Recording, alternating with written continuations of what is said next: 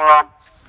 দান করার পরে আবু বকরের বাড়ি কালকে খাবে সে তাও ছিল না। এই চিন্তা ভাবনা নিয়ে আবু বকর দান করতো না। আল্লাহ পাক বলতেছেন, আমার আবু বকর যা করলো ইসলামের জন্য যা করলাম, আবু বকর কিয়ামতের ময়দানে আমার আবু বকরের ঋণ আল্লাহ শোধ করে দিবেন।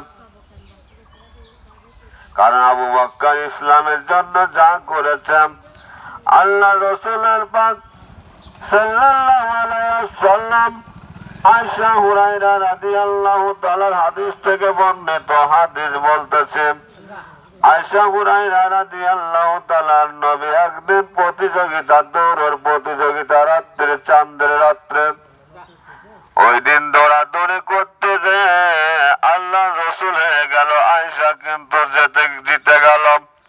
আল্লাহ নবীর কাছে বলতেছে, ইয়া রাসূলুল্লাহ, আজকে কিন্তু আমি জিতেছি, আপনি হেরেছেন। আল্লাহ নবী খুশি হলেন। আবার আরেকদিন চাঁদের রাত্রে আয়েশাকে আল্লাহ রাসূল বলতেছে, আয়েশা আসো, আজকে দড়ির প্রতিযোগিতা করেন। আজকে আয়েশা আর আল্লাহ রাসূল দড়ির প্রতিযোগিতা করতে যান, আয়েশা হেরে যায়, নবী জিতে গেলাম। আল্লাহ পাকের নবী বলতেছে, আয়েশা, স্বামীর কাছে স্ত্রী হারলে স্ত্রীর মান যাবে না, স্ত্রীর কাছে হারলে স্বামীর কোন মান যাবে না। আল্লাহ বলতেছে, হুন্না লিবাসুন্না হুন্না, ও আমার দুনিয়ার নারীরা, স্বামী হলো তোমাদের পোশাক। ও দুনিয়ার পুরুষেরা হলো নারীদের পোশাক। কেউ কারোর কাছে হারলে কোন মান যাবে না।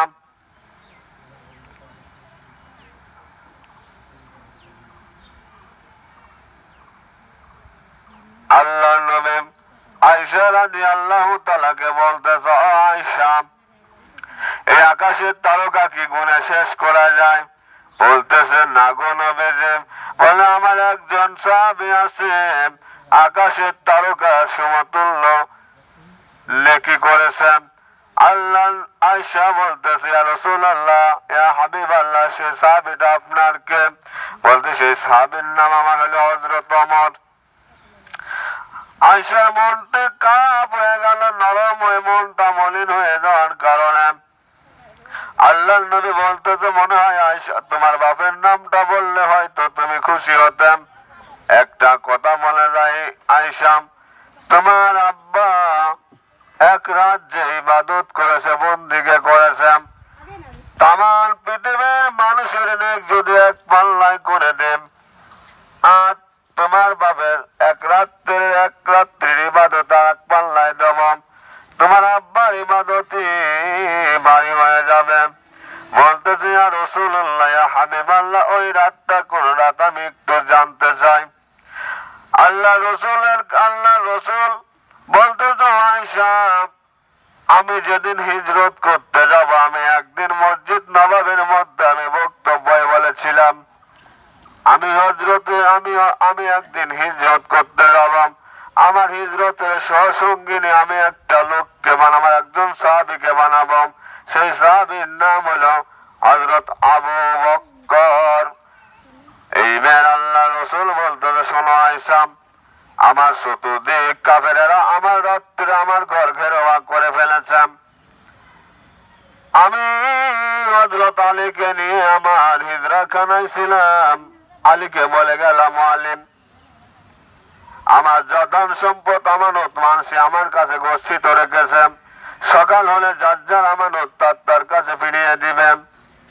এই বের কাফেরেরা চতুর্দিক যখন ঘেরাও করে ফেললাম, জিবরাইল আমিন বলতেছে, ইয়া রাসূলুল্লাহ, ইয়া হাবিবাল্লাহ, আমার কাছে এক মুষ্টি মাটি দেওয়া হোক, ধুলা দেওয়া হোক।